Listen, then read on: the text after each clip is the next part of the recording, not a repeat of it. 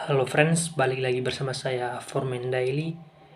Di video kali ini saya ingin membahas tentang termodinamika dan 4 poin lainnya, yaitu pertama, sistem termodinamika, sekitarnya, dan negara. Poin kedua, hukum pertama termodinamika dan hukum yang kedua. Dan poin yang ketiga, kerja termodinamika, dan yang keempat adalah kesimpulan.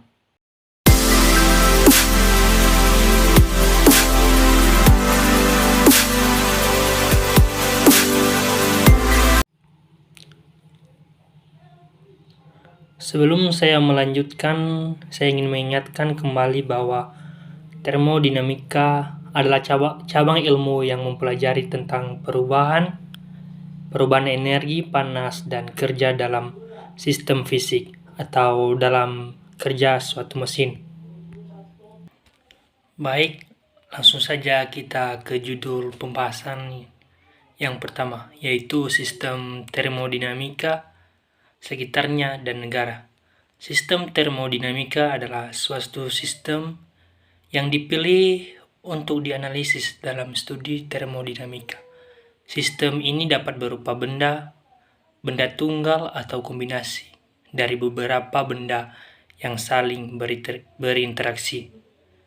Sekitarnya, termodinamika dapat berinteraksi dengan sekitarnya, segala apapun itu di luar sistemnya. Dan negara, termodinamika dalam suatu negara sangat berfungsi untuk mengoptimalkan sistem energi seperti pembangkit listrik negara, mesin, dan proses dalam suatu industri. Dan judul pembahasan kedua adalah hukum pertama termodinamika dan hukum yang kedua. Hukum pertama termodinamika menyatakan bahwa energi tidak dapat diciptakan atau tidak dapat dimusnahkan, melainkan hanya dapat berubah bentuk. Hal ini dikarenakan energi di dalam sistem tersebut tetap konstan. Hukum ini didasarkan prinsip yang disebut dengan kekekalan energi, dan prinsip ini juga berlaku bagi alam semesta dan menjadi dasar banyak konsep dan bagi ilmu fisika dan pada setiap konsep. Dan hukum kedua termodinamika juga dikenal sebagai hukum entropi, yang menyatakan bahwa entropi suatu sistem yang terisolasi akan selalu meningkat atau tetap konstan, tetapi tidak akan pernah berkurang ke nilai yang lebih rendah.